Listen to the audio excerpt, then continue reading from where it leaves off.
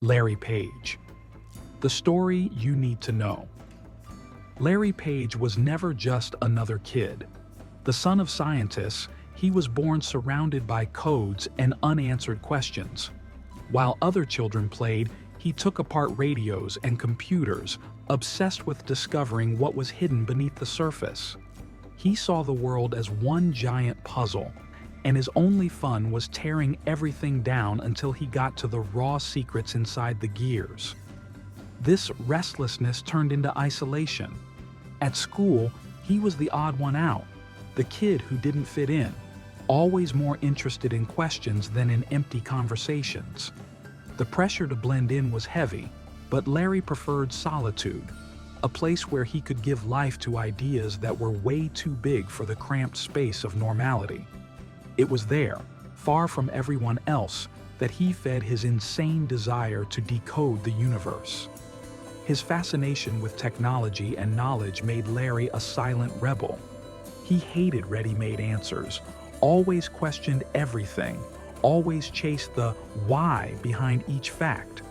This only made him more isolated, but it also prepared the ground for a future where innovation and disruption would be his sharpest weapons. Larry never just wanted to learn, he wanted to change everything. Being an outsider became fuel. While everyone else dreamed small, he was plotting to reinvent what everyone thought was impossible. His solitude turned into brute force. Every rejection, every disapproving look only fed his urge to go further and smash any barrier in his way. For Larry, the world was never a place of limits. It was always an open field for those bold enough to question everything. In a room packed with books, circuits, and impossible dreams, Larry Page nurtured the spark of a revolution. He knew his mind didn't work like everyone else's. He saw patterns where nobody saw anything, connected invisible dots, and that was both a gift and a curse. The world fears those who think differently. Larry learned early on what it meant to carry the weight of being the odd one, the misfit, the annoyance, the questioner. His only refuge was at home, with a father who was a computer science researcher and a mother who taught programming. Even there, he carried a silent frustration. The world was just too small for the ideas burning inside his head. No one seemed ready for what he wanted to build. Larry always felt stuck between two worlds.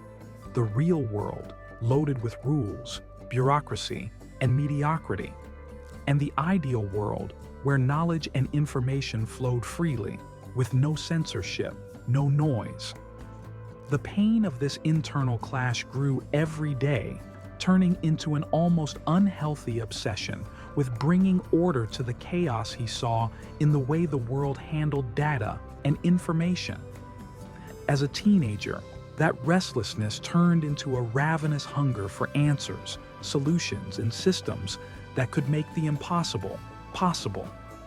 It was as if his brain was processing billions of variables at once.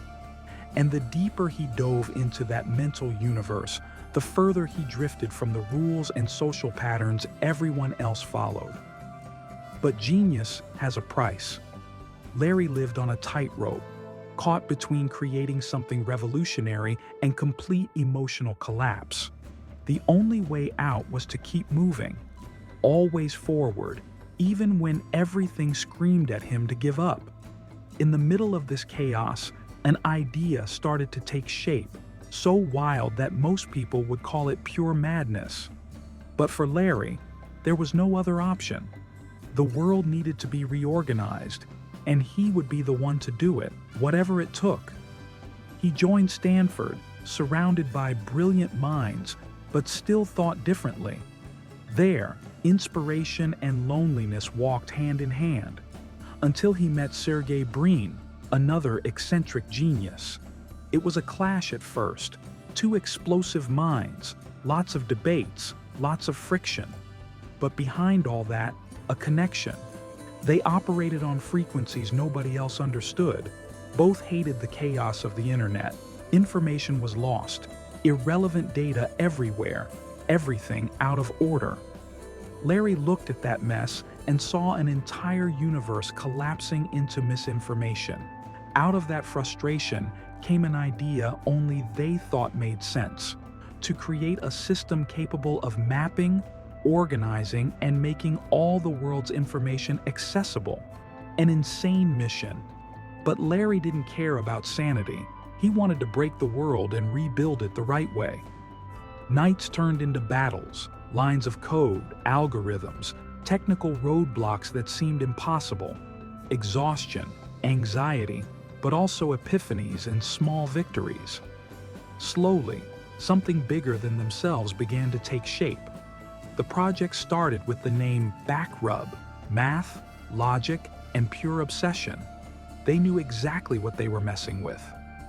Even if everyone else called them crazy, Larry believed one thing: impossible only exists until someone breaks it. Trying to change the world is asking to get rejected. When they presented the project, all they heard was, "This will never work." Investors, professors, everyone thought it was a joke.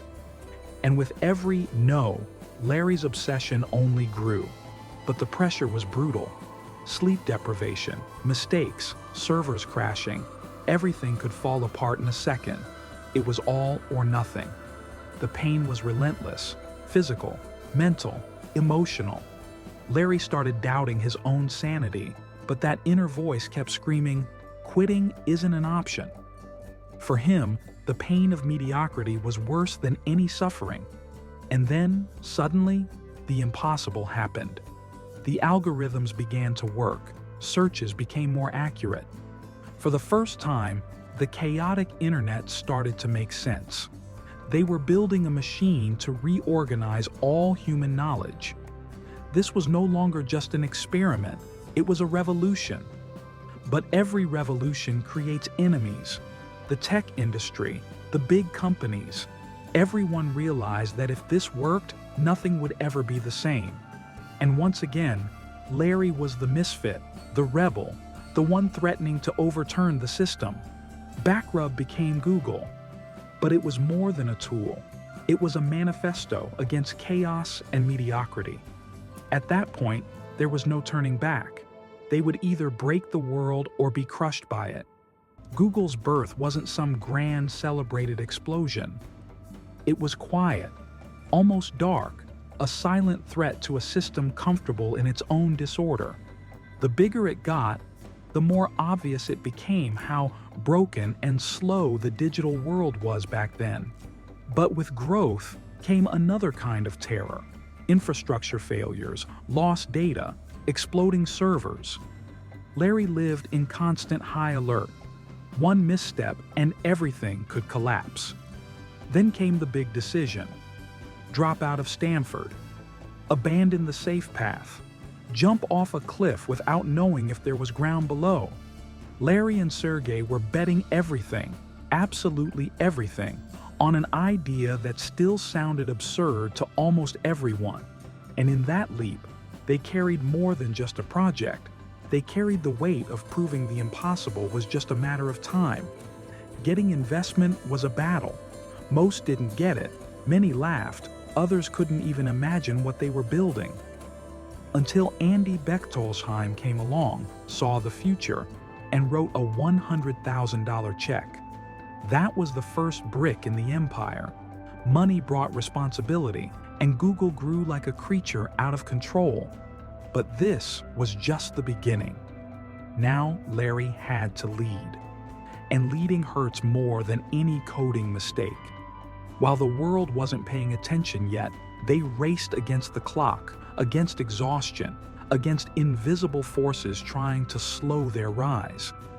But there was a truth nobody could ignore anymore. Something huge was about to happen, something that would forever change the way humans connect, get informed, and even exist. Larry's obsession became a living entity. Google grew like a hungry organism, demanding more data, more information, more processing power. And with that growth came the first big war, the battle against scale. Servers weren't enough, power wasn't enough. Everything always felt on the brink of collapse. Larry lived on the edge. His brain never shut off. He knew that any error, any poorly calculated decision could sink everything. The psychological weight was monstrous. Deep down, he had a fear he never spoke aloud. The fear that his own creation could become something he couldn't control anymore. The line between genius and destroyer grew thinner every day. But it wasn't just about technology.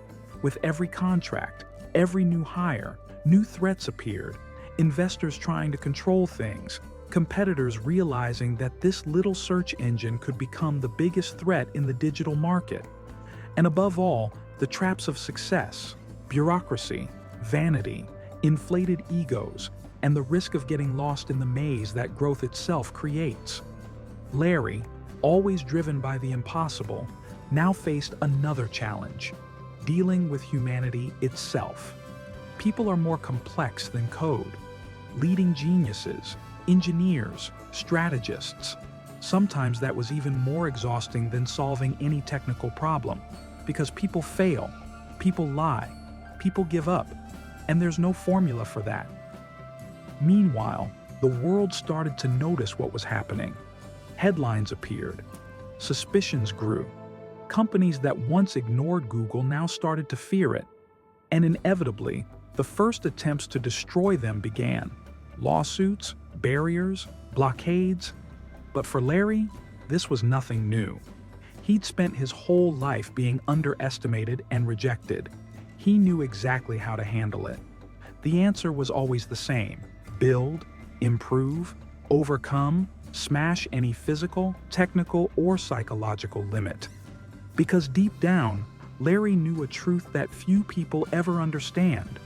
Either you destroy the impossible, or the impossible destroys you. Success, unlike what most people imagine, doesn't bring relief, it brings pressure. For Larry, that weight became almost unbearable. While the entire world became dependent on Google, he watched his creation grow beyond control. Every line of code, every new server, every new feature didn't just feed the global information engine, they also fed the monster of responsibility. What started as just a search engine now began to morph into something much bigger. Google was no longer just a tool, it was becoming an extension of humanity itself. People trusted whatever showed up there.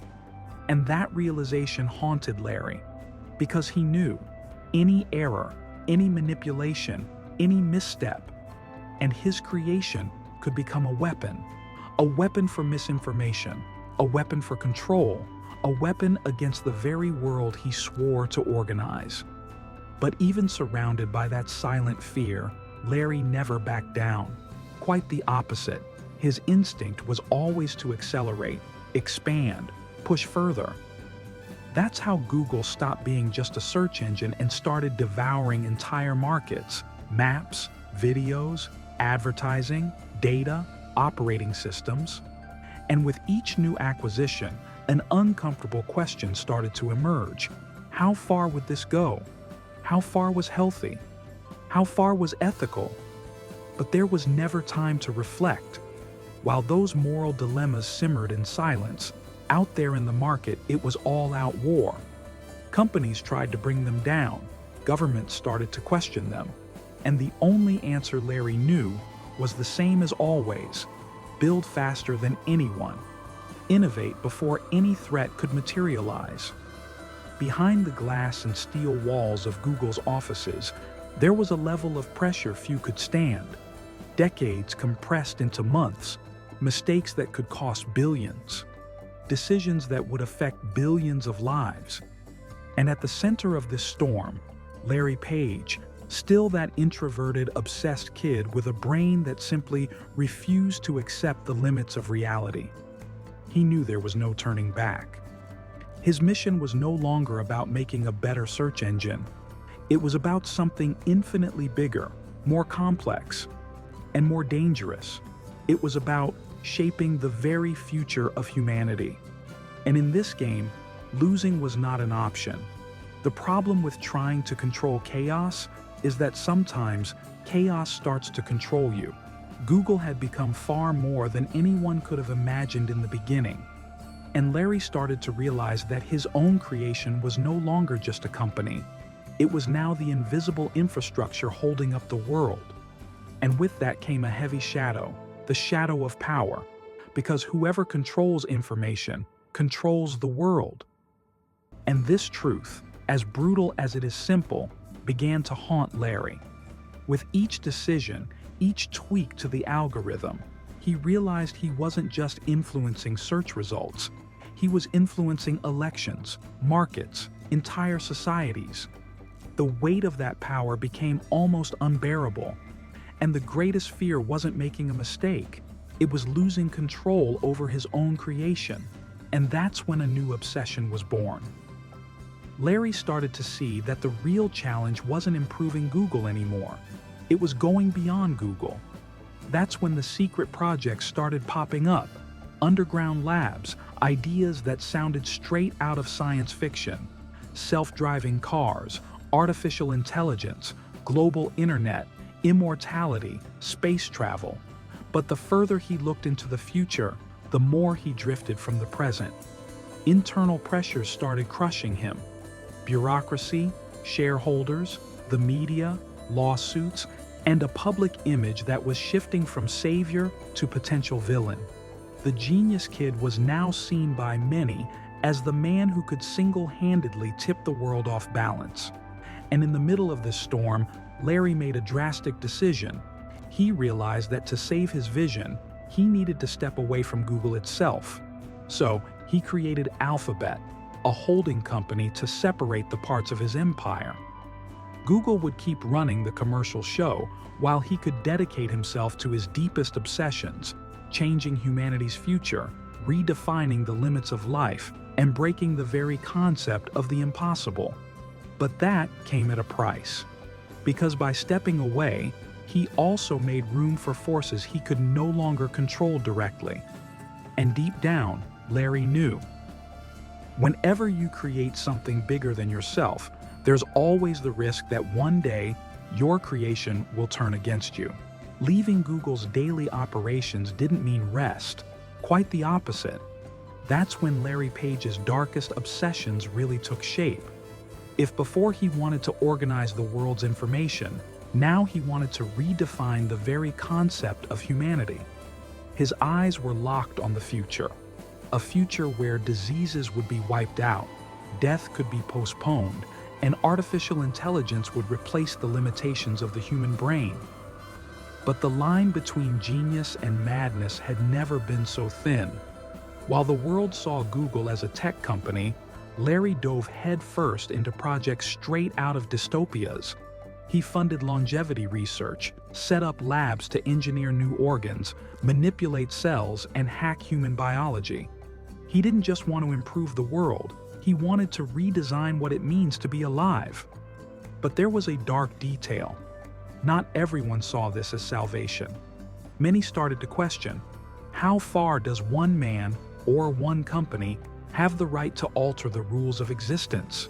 How far can you push progress before it turns into control, domination, or something irreversible? The criticism grew louder, suspicions mounted, and at the center of it all, Larry remained silent. For him, the noise of public opinion always mattered less than the thunder of his own thoughts. But the universe always collects its debts. And even with all his power, Larry wasn't immune to human limits.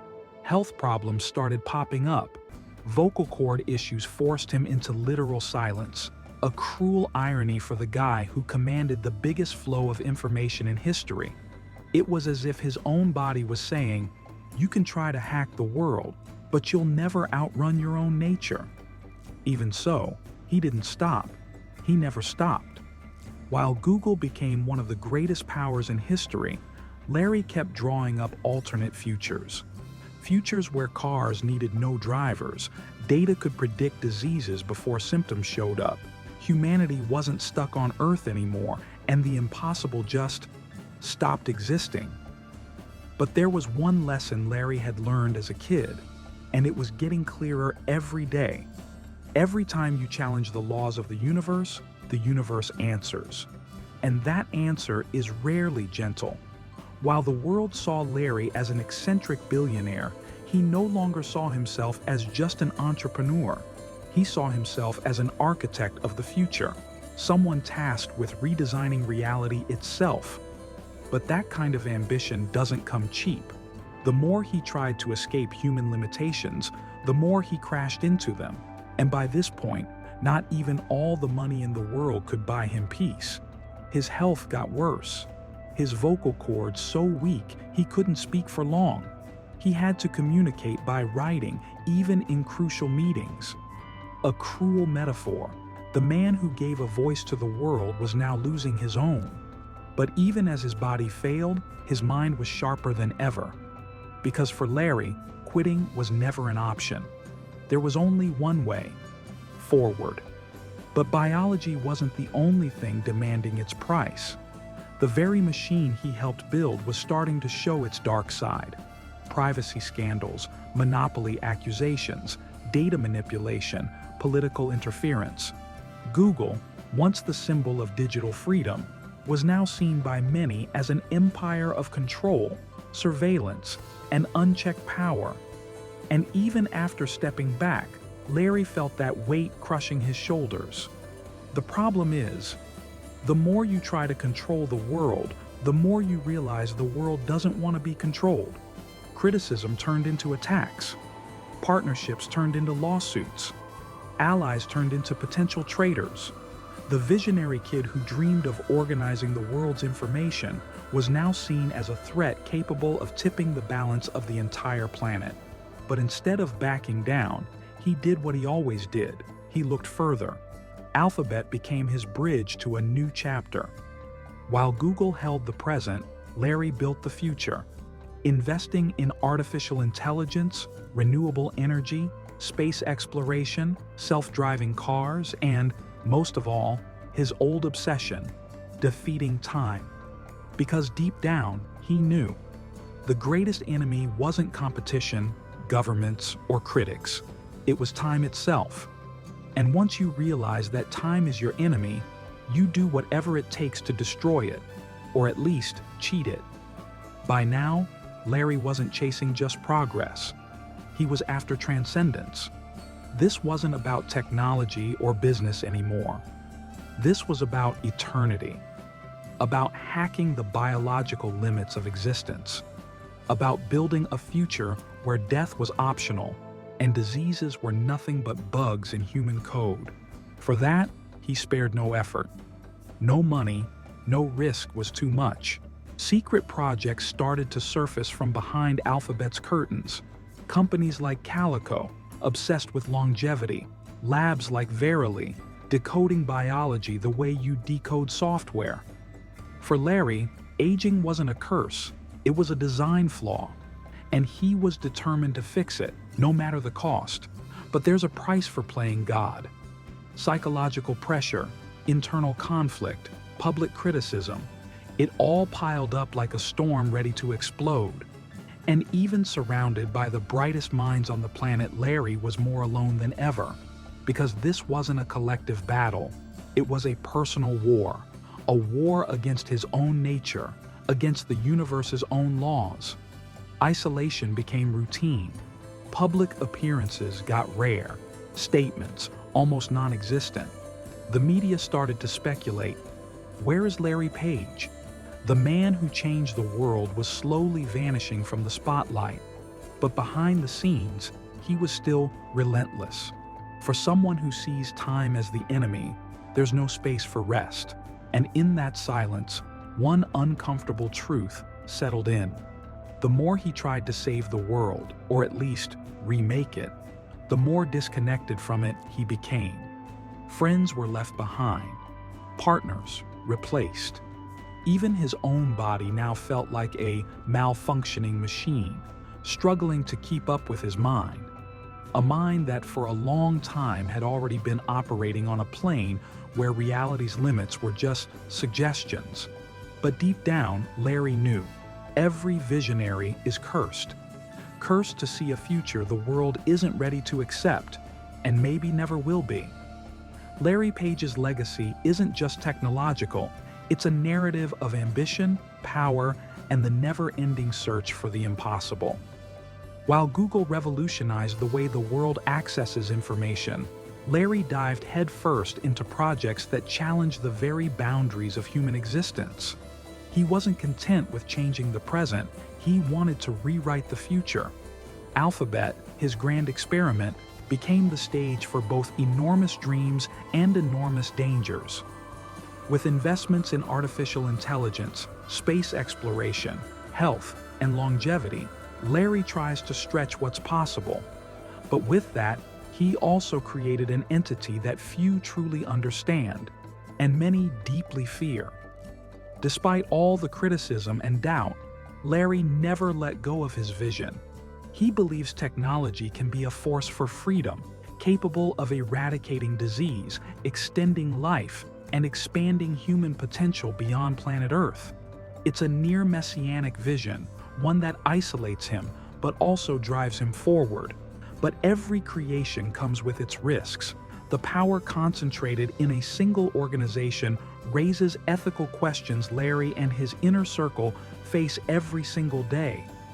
The control over data, over lives, over the future of humanity is a monstrous responsibility. It can save or it can doom. Today, Larry Page remains at the head of Alphabet, obsessed with the future and with the impossible. Companies like Google, Waymo, self-driving cars, Verily, life sciences, Calico, longevity, DeepMind, AI, and others are part of his vast empire that seems to have no limits. But above all, Larry remains an enigma, the genius who refused to accept limits, who faces every day on the thin line between visionary and the man who plays God, knowing that on that line, the price is always high. If you want more stories like this, if you want to dig deep into the minds that are rewriting our future, hit that subscribe button now. Don't forget to like the video, leave your thoughts in the comments, and turn on notifications so you never miss the next episode. This channel is your backstage pass to the people who are shaping the world, sometimes for better, sometimes for worse. See you in the next video.